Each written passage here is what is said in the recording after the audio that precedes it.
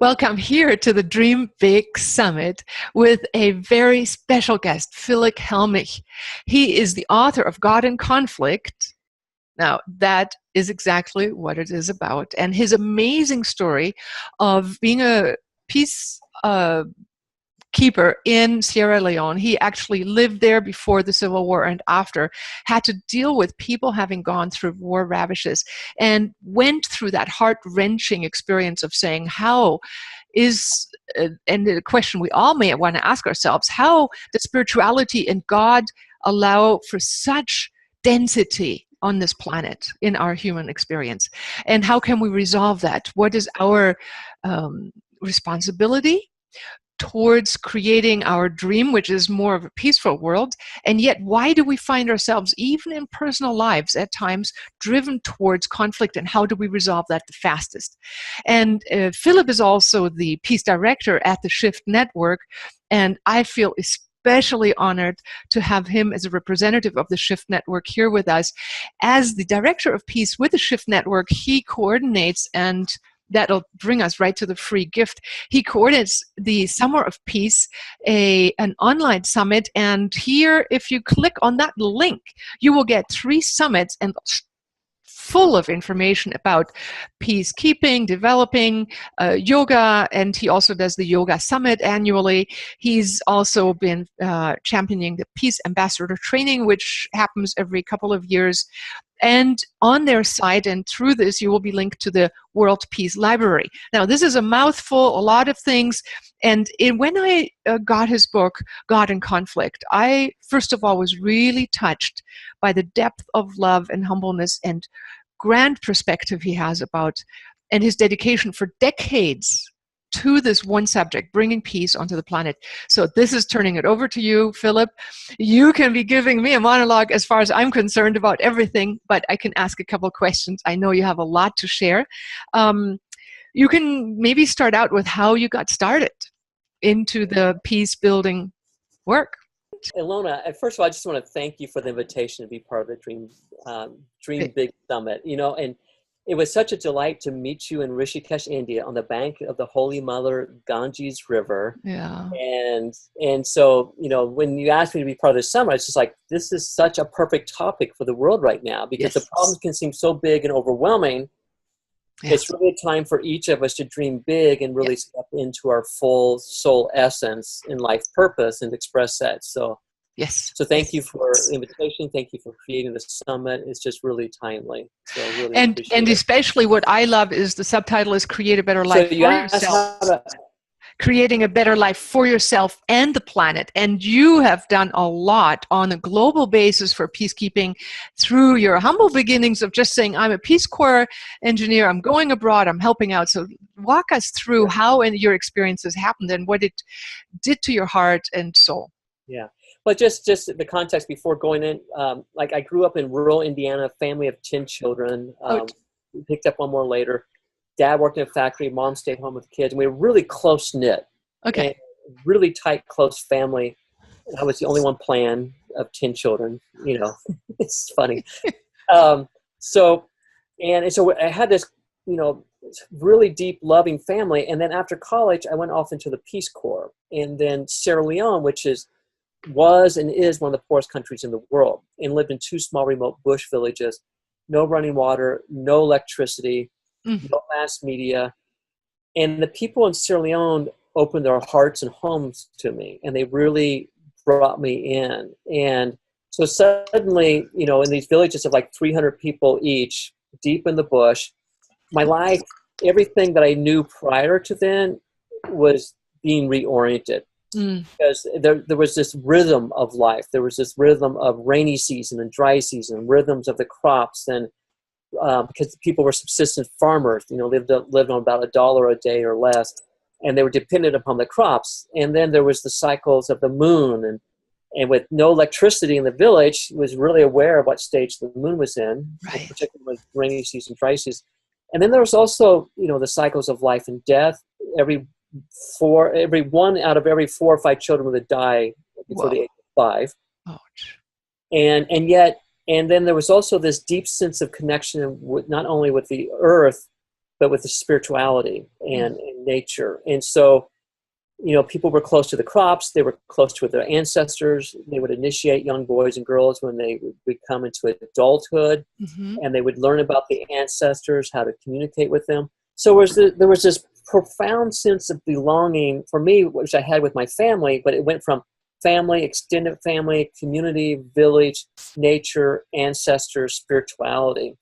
And people, even though life was hard, they seemed to be happier there than people in the United States. You found that despite the poverty, what did they have that you can attribute to happiness? It was that sense of connectedness and belonging. Okay. I mean, in the small villages. I mean, example, one of my friends I invited to go fishing with me down the rivers for several days. She's like, "Oh, I don't want to be from the village." There was a sense of belonging. There was a sense of knowing one's place in the community. There were people that they would support one another. Yeah. And so this sense of belonging in the community, and also relationship with nature and with spirituality. There was just this deep sense of connectedness. And that, what's interesting, I later learned, jumping ahead a little bit, like scientific research talks about, people who pursue happiness outside of ourselves get caught in a hedonic treadmill, try to get the next thing, get happy. Right. And they said that often doesn't lead to happiness. What leads to happiness is a sense of connectedness, belonging. So modern psychology is studying the problems of the Western world, are saying, wait, what makes us happy isn't all the things that we buy and have. It's rather that sense of belonging, connection. And so that really came home to me while living there. Yeah. Were you able to, as a Western person coming from the Western upbringing and values, now you did have a close-knit family and probably a sense of belonging there, more so maybe than other families maybe. But did you feel like sharing time with the people from Sierra Leone and those two villages you lived in imbued some of that ability to belong and care and bring that into your life later on? Yes, I think so. It really, I mean, it just taught so much. It's like, look beyond roles, positions, what people have and don't have, because I love my friends in Sierra Leone. And they materially have very little. And there's this deep sense of humility and love and connection.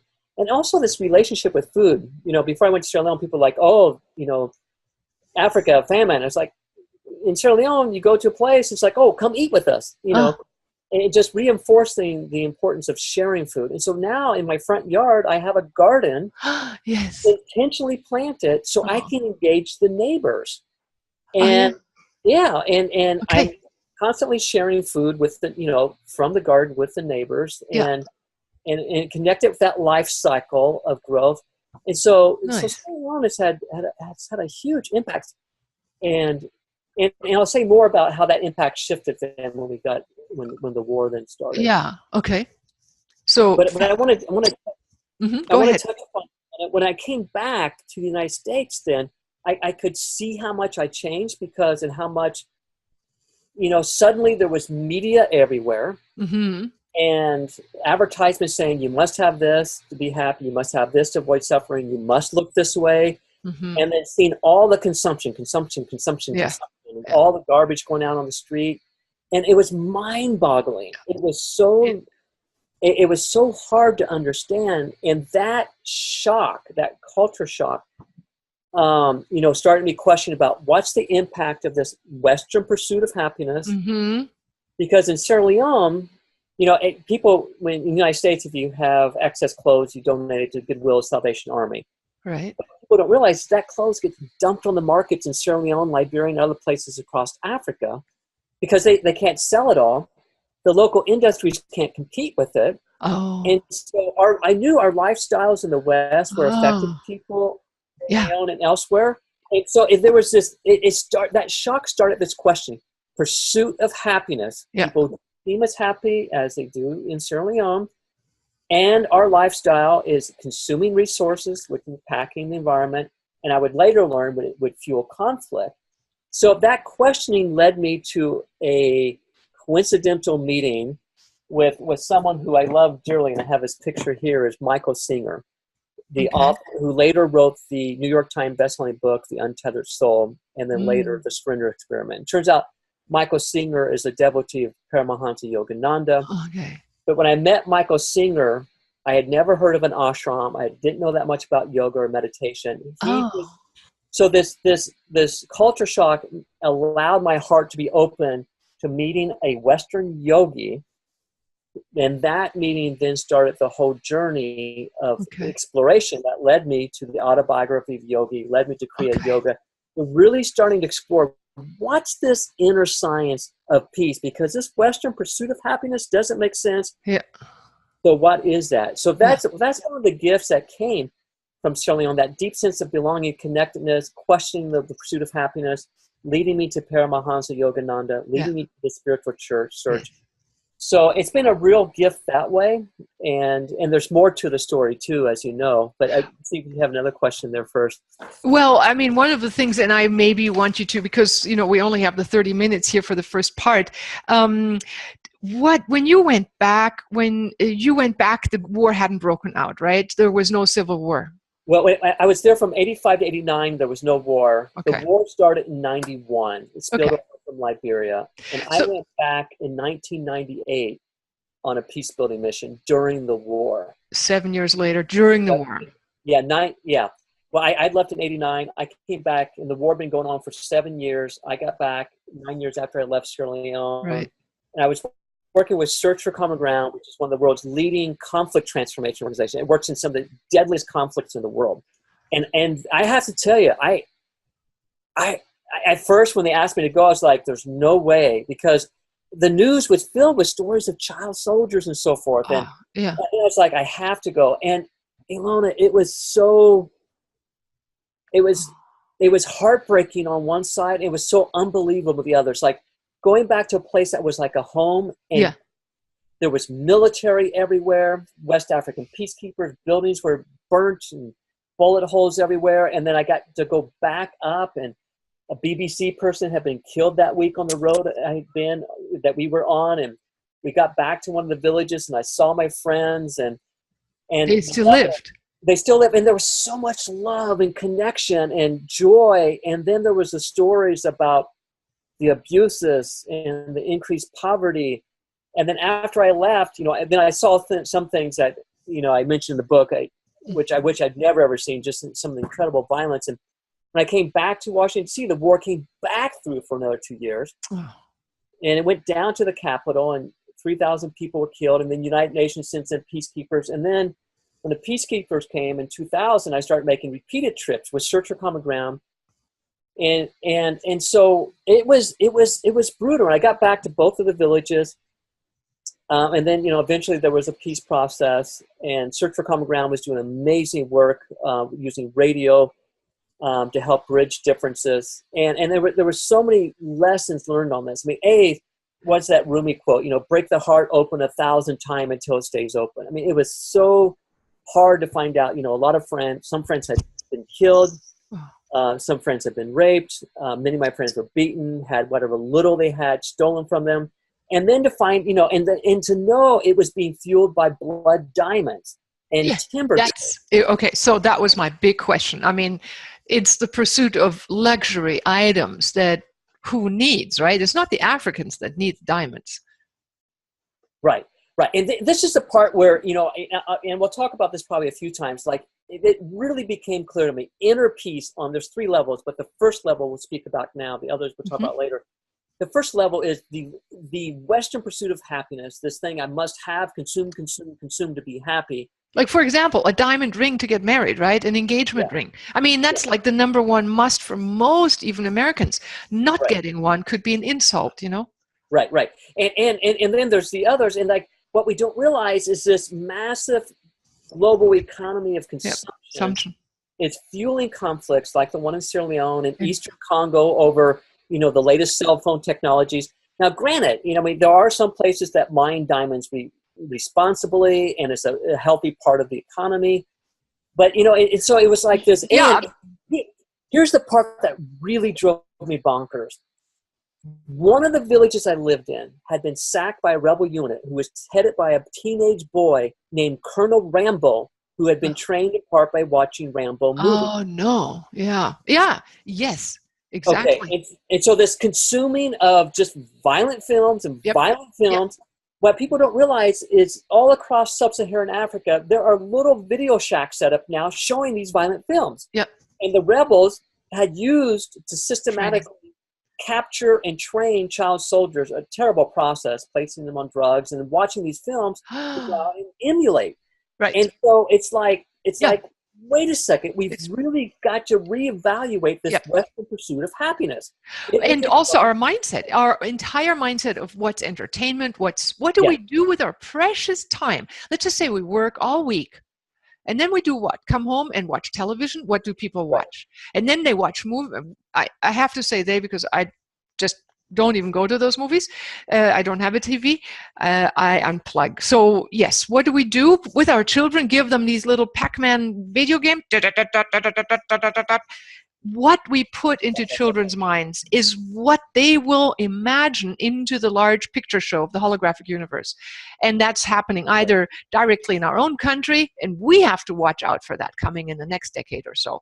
And I mean, that's what I'd like to ask you, what your take is on the brewings here in America and how to prevent that kind of Yeah, well, another point I want to make here is that the UN Security Council, those countries are the top exporters of weapons in the world. Yeah. It's just like, yes. You know, I mean, dumping AK-47s and RPGs into Sierra Leone, it's just like, so a lot of fundamental shifts that need to happen. Yes. And later we'll talk more about, luckily I was working on amazing peace building projects, working with media that was having dramatic impact of reaching like 89% of the country in Sierra Leone. So fortunately, there's an upside to this. And when you talk about the trends, you know, so in Sierra Leone, I could see the coming together of a global economy with local political instability, and I could see that happening. Right. I could see how there's that potential, and I could see how, you know, I could see the most horrible aspect of humanity coming out and being expressed. And fortunately, also, by working with Search for Common Ground in these projects all across sub-Saharan Africa, I was meeting incredible peace builders who we don't hear much about. Like I'd gone to Burundi, and Search for Common Ground had a radio studio set up. Within a year of the genocide in neighboring Rwanda, in Burundi, Search for Common Ground had Hutu and Tutsi journalists co-producing radio programs. Each from two different countries that should have been arch enemies, right?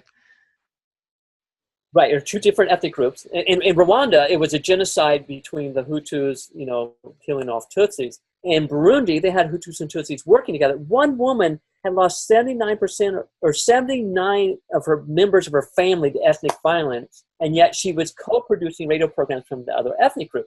So on one side, I could see the massive trends of potential dangers in the world. Okay. And the other, I was seeing these incredible peace builders in this technology that was helping people awaken compassion, tolerance, and forgiveness in very grounded and practical ways.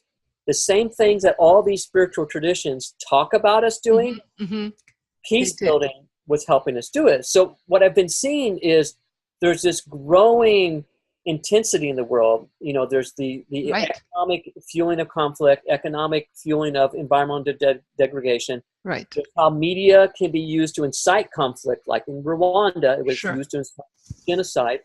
We're seeing media being used to incite polarization in politics and so forth, you know, in the United States and Europe and other countries. And there's also this growing, if you will, it's like the spirit of peace. Of unity, yeah. Of waking in the hearts of humanity. And science is now saying we're actually wired for compassion, tolerance, and forgiveness, as well as fight and flight. So what I'm seeing is there's these growing trends and opportunities. And so what I've been focused on, you know, my whole life, adult life, and particularly the last 6 years with the Shift Network, is highlighting what are the positive trends in peace building that can help us shift these large, overwhelming problems and do so in a way where each of us can feel like we're part of something bigger than ourselves, Mm-hmm. and each of our little efforts, particularly on finding inner peace, and I'll speak Right. on that, can actually contribute to To the larger addressing. global. Yeah, because there's some serious potential crises in the world. I mean, So, we look. yeah, Yeah, go ahead. go ahead. Yes. No, the serious Well, I mean, potential. we're starting to look at. I mean, we look at the hurricane that hit Houston, and look at the monsoons in South Asia. Right. Being increased this year. The weather patterns. I mean, Yeah, for sure. the potential impact. We're looking at the incredible, racial tensions in the United States that's being fueled by, I believe, a media that is kind of Yeah. geared towards antiquated way, an irresponsible way of shining a light on the conflict without really exploring the possible solutions. And then we're seeing, the tensions around terrorism and the actions and reactions. And so there's a lot of potential really high risk things in the world. Yeah. And there's a lot of tremendous, grounded, practical ways to transform conflict, awaken a deep sense of soul purpose. And I'm not throwing these words around lightly. Right. I'm very serious about this. Mm-hmm. Awakening to one's own soul purpose through deep spiritual practices that will lead a person into taking action that's guided by a higher intelligence that's aware of our oneness and interconnectedness. Right. And I think, I mean, for me, that's the key point you're just bringing up. I mean, you were mentioning we have fight or flight. We have the mammalian brain that's wired towards cooperation. Otherwise, we wouldn't even survive because we are a herd animal. And we are then capable of transcendence. We are capable of tying into a larger space, whether in meditation to a greater sense of ourselves or the union between two. And that's why I think so many people want to find a soulmate, because it's now understood that we can merge at higher levels and do that at increasingly larger group levels, right?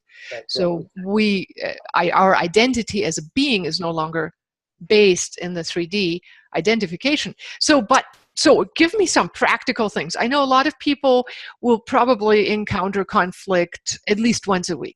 Let's just be nice. Yes. Probably every day. They're driving on the highway, having someone cut us off or whatever. There may be this surge of give me some practical tools towards handling conflict within our own self in relationship, and then later on let's go into how we take that into the world. Sure. I think the foundation of all peace practices is having a daily spiritual practice.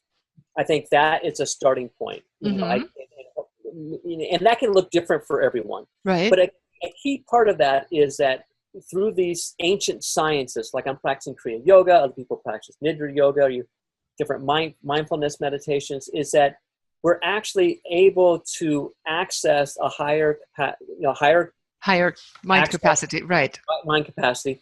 We're also starting to tap into our soul essence, and this is a key part because, and there's multiple levels to it. Is when we tap into Yogananda, say the first sign of tapping the soul essence is a negative piece. There's an absence of stimulation, and then there's a positive piece that opens up to a joy and bliss, and then access to higher intelligence. Mm-hmm.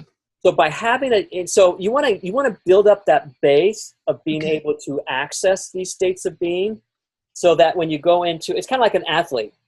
You don't just go out and do a marathon without training. Exactly. And by training, then when the race comes, you're able to meet it. So having that daily practice. Yep. And there's lots of levels that we can talk about maybe in the next portion about the details on that. But you're accessing higher parts, you're accessing intuition. The other key thing is developing the witness. This is huge. Yes. That part of ourself that can witness our thoughts, emotions, and physical sensations.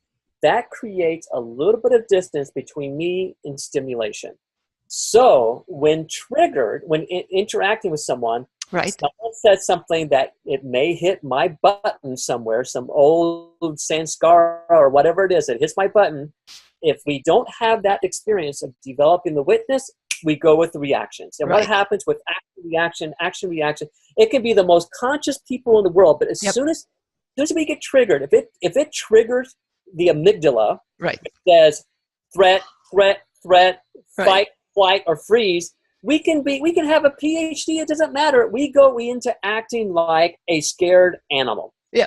Like a And little. so, exactly. So when we have that witness, we're able, oh, there's heat in the body. Oh, I'm feeling angry. I'm feeling this. And then just internally name the feeling you're expressing. And then if you want to use nonviolent communication, you can even say, well, I'm feeling a little bit anxious. As soon as you just acknowledge the feeling, Yeah. it helps reduce the amygdala. Now, here's one of my favorite tools. Yes. And this is one that anybody can do. And this is I want to refer people to HeartMath Institute. Yes. Yes. HeartMath and quick coherence. Yes. Okay, you know Let's the talk saying, about that. the longest journey a person will overtake is between the heart and the head. Okay, so HeartMath, or downward from the head to the heart. yeah. Oh, yeah, no, right, yeah, from the head to the heart, exactly. So I want to point people to HeartMath. We partner with them a lot. We work with them in the Peace Ambassador training. There's some interviews in the World Peace Library. When you go to the Summer Peace, you'll see the World Peace Library. Go to Deborah Rosman. What HeartMath has measured is like heartmath.com. You can go there as well. Yeah. Mm-hmm. Yeah. Okay. So the heart is like a second brain. It's like a second brain, and it's very sensitive, and our energy field goes out around it. Mm-hmm. And when the heart picks up energies, it can send a message up, or has emotions that are disturbing, sends a message up to the brain. And if you're nervous, it tells the amygdala, fear. The nervousness could come from a wide range of things. It could be some old past association. HeartMath has taught a person, and we can do it right here. Mm-hmm. So you just start coming aware of your breath, Mm-hmm. just breathing in and out. And then now imagine you're breathing in and out through your heart. So you're just actually, the breath is coming in to the heart and out through the heart, and just keep breathing in and out through the heart. And now just remember a time when you felt really loved and safe. And just feel that love and safety. And just breathe that in and out through the heart.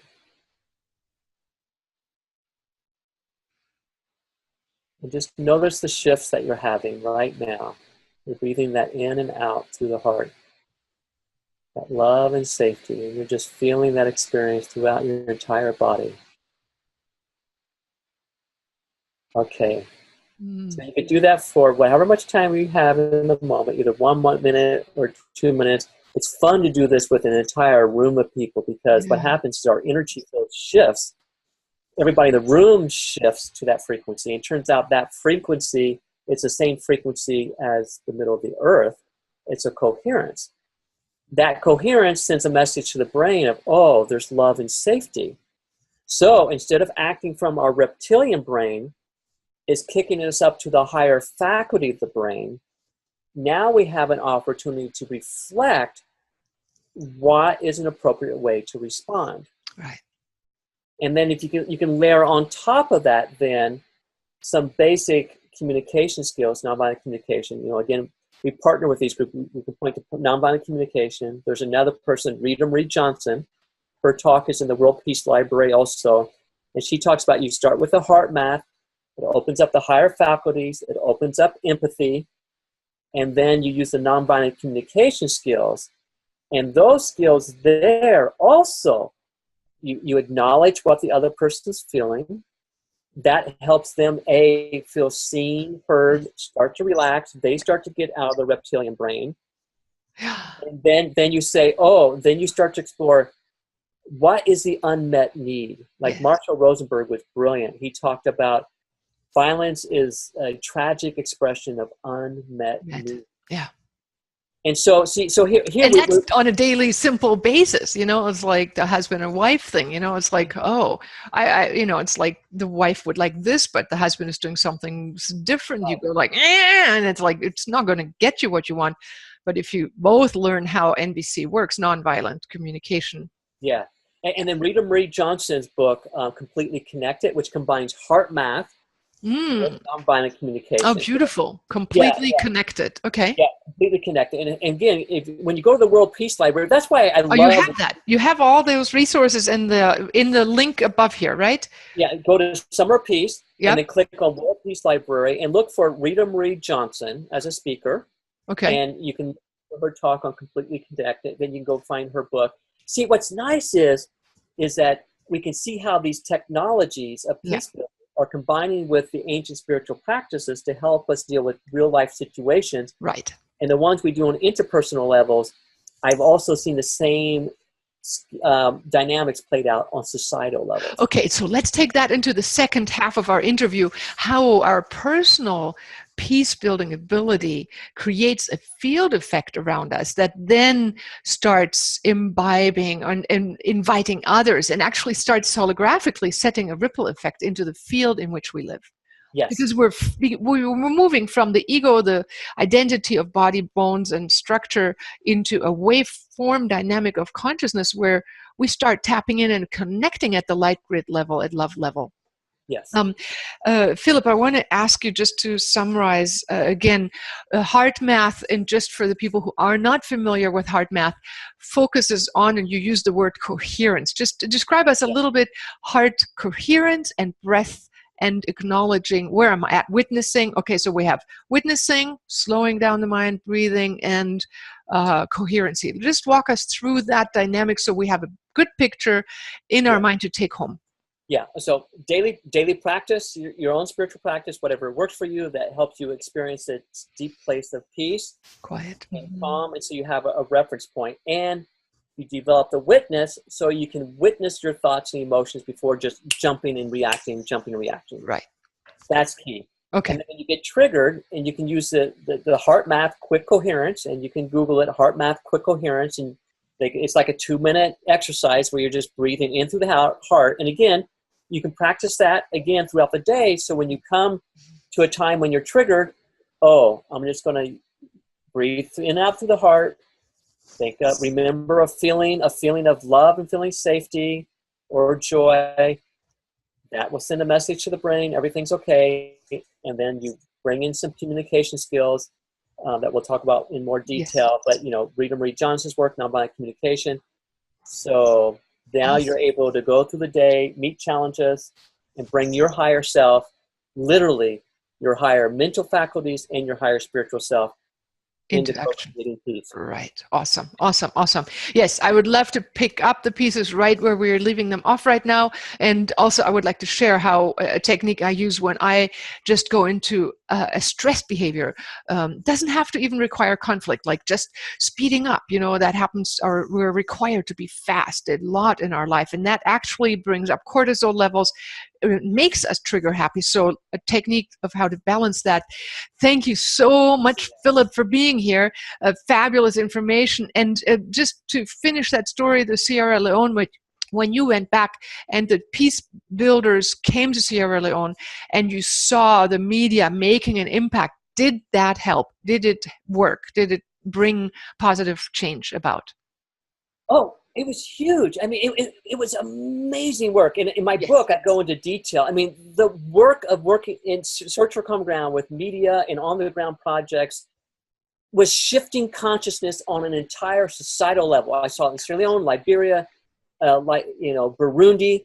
And we worked with someone who had been a senior vice president at Sesame Street. He came and helped measure the impact. Yes. 89% of the people in Sierra Leone were listening to radio programs produced by Sierra Leoneans from the different parts of the conflict, including former child soldiers, former sex slaves, including army officers from the opposing army sides, and it was having a measurable impact. In terms of Burundi, I heard one person from USAID, the U.S. aid agency, after 15 years of work in Burundi said, Search for Common Ground's work, the radio studio there, literally helped prevent genocide. That was a turning point. Wow. Yeah. Wow. Yes. Okay, so I want to take this question into the next round. First of all, personal techniques of handling conflict, but then I want to ask you also, do you feel that conflict oftentimes comes before a greater unification arrives, and how we can bypass the conflict part? No, I mean, I think each of us can look to our own lives. When there was some incredible challenge that was upsetting, how we grew from it. And how we grew. Right. Cool. I would like to have bypassed all of those. Well, so I would like to ask you the purpose of conflict in the next segment. Thank you so much, Philip. And as a teaser, conflict is natural, part of life. Awesome. Yes, thank you. Okay, bye. See you in a little bit. Thank you.